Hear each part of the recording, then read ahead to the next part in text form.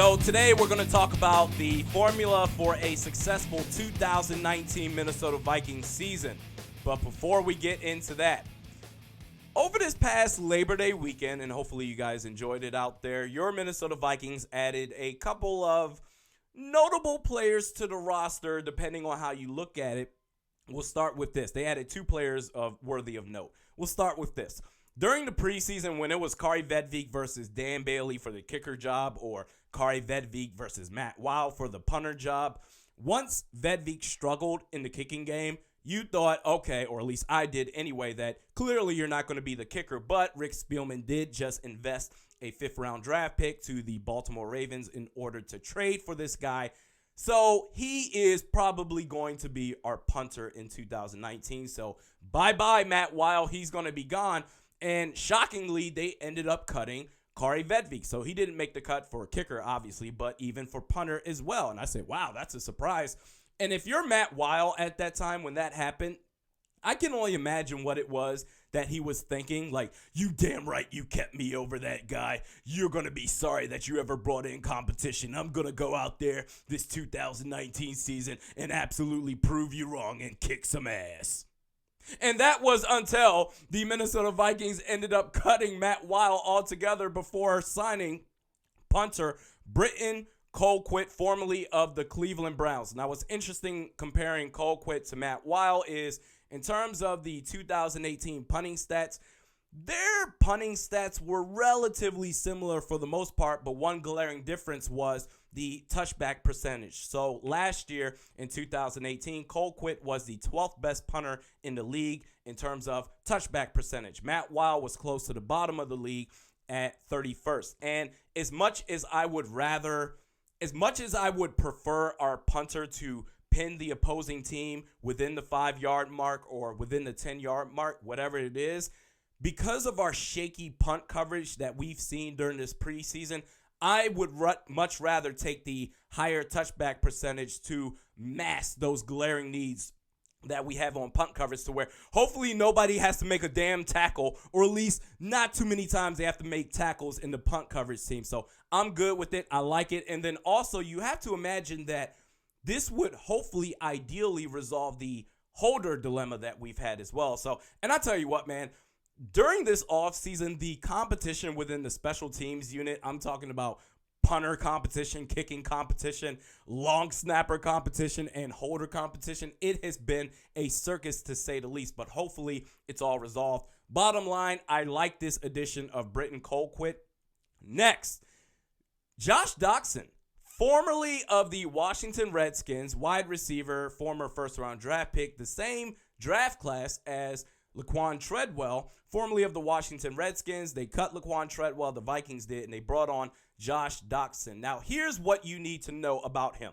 He's got really good speed. He has the ability to be a really good playmaker as a wide receiver. He can really, really stretch the field in terms of his big play ability. There's just one problem. He struggles to catch the damn ball, and if that doesn't spell the second coming of Troy Williamson, I don't know what does. Now, here's what, I don't want to sound like I'm trashing this signing, because I'm actually not.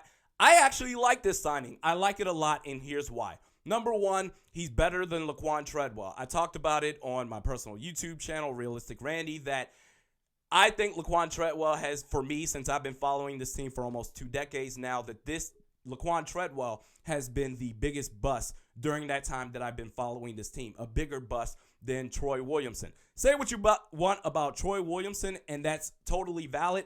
Troy Williamson got double the yardage of, or more than double the yardage of Laquan Treadwell, and he scored, I believe, 4 times as many touchdowns as Laquan Treadwell as well. And he was a big threat, a downfield stretch type of receiver, whereas Laquan Treadwell is more of a dump off pass, 7 yards, most he'll go. And then if you can get some yards after the catch, okay, fine.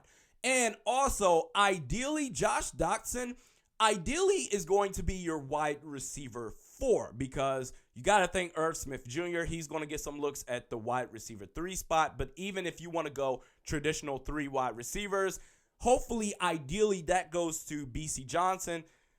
Chad Beebe, I don't know, man. He was so disappointing this preseason that I think he should be the 5th wide receiver. But BC Johnson or maybe someone else should be that wide receiver 3 in those traditional 3 wide receiver sets that you have out there, to where Josh Doctson can be your wide receiver 4 in spread formations and things like that. Because if he's your wide receiver 3, Josh Doctson, let me tell you something right now.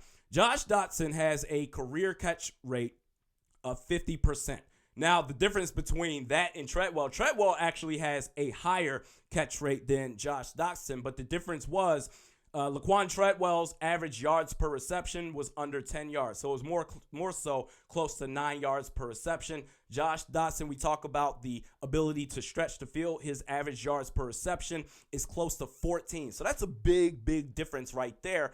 But his ability, you don't know if he's going to catch the ball. So that's why I wouldn't want to have that at the wide receiver 3 spot. But if you're talking about him going up against the 4th best corner on the field for your wide receiver 4, I'm good with that. So that gives you another big playmaker at the wide receiver spot. I'm 100% good with that.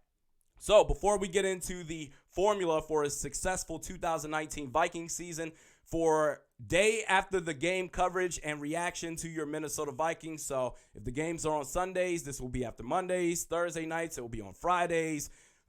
Monday nights, it will be on Tuesdays. You can catch that, including double R play of the game. So the best plays during those games, I'll review it, as well as the good and the bad, those players that stuck out. You can find that on my personal channel, Realistic Randy. You can just search it on YouTube and you'll find it from there. Okay, now that we're done with that, formula for a successful 2019 Minnesota Vikings season. Let's start with the football is almost here, man. Oh, I'm so jacked up. I can't wait. Steaks, chicken wings, salads, drinks, all at your house. HD TV, fantasy football, all just injected into my veins, baby.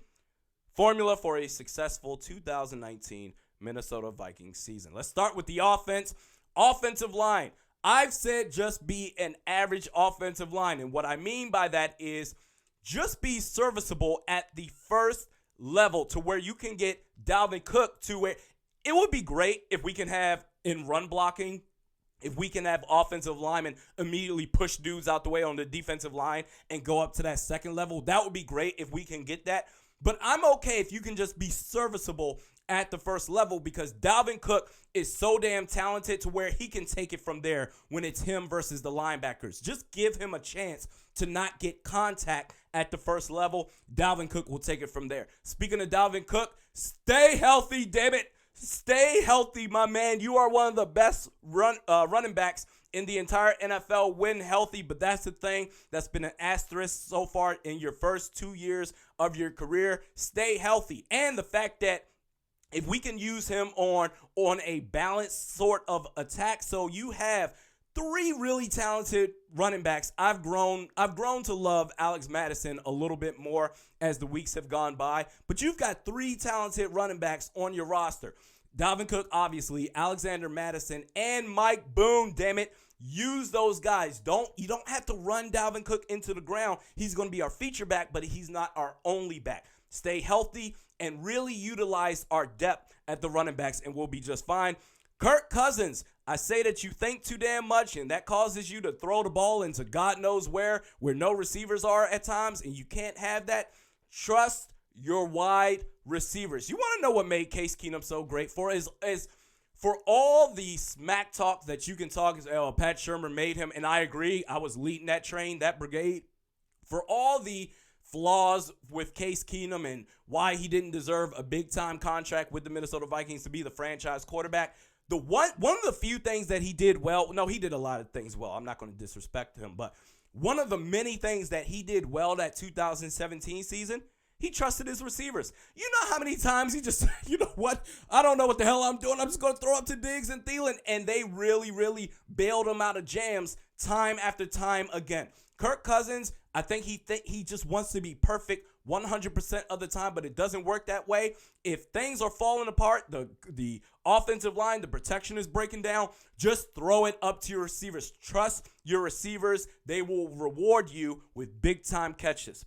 Now going on to the defensive side of the ball, our defensive line, they're going to be great. There's nothing to talk about. Linebackers, Eric Kendricks, I need you to make plays in the secondary. I need you to make plays in pass coverage. I need you to do that again. Last year, it wasn't that great. I think ever since that 2017, not the NFC Championship game, but the divisional round where I believe Alvin Kamara got him on that wheel route and he scored on him and he felt really, really bad and really awful. He's a damn good linebacker. I like Eric Kendricks a lot, but we are going to need that, especially for these teams that we're going up against this year. And in our secondary, cornerbacks just don't get dashed. Just don't get destroyed. Just make plays once in a while because I'm really, really concerned about them. Hopefully, Mike Zimmer can coach them up. I'm really concerned about Xavier Rhodes. I can't say that enough, but just don't get destroyed because if you're taking away Harrison Smith and Anthony Harris's ability to mix it up, their type of looks that they're going to give opposing offenses, then you're really taking away what you can do from a defensive perspective as a whole. So that's the formula for a successful 2019 Minnesota Vikings season. Whatever happens after that record-wise, that's what happens. But I'm very optimistic. I think this is going to be good. We do this 3 times a week. Mediocre at Best Sports Podcast. Again, my personal channel, Realistic Randy. Just search it on YouTube. You'll find it there. Twitter, @realistic_Randy. You can also catch me on Facebook, @realisticrandy. Later on this week, on Thursday, we are going to preview the Atlanta Falcons, baby. Vikings versus Falcons on Sunday. We'll see you then.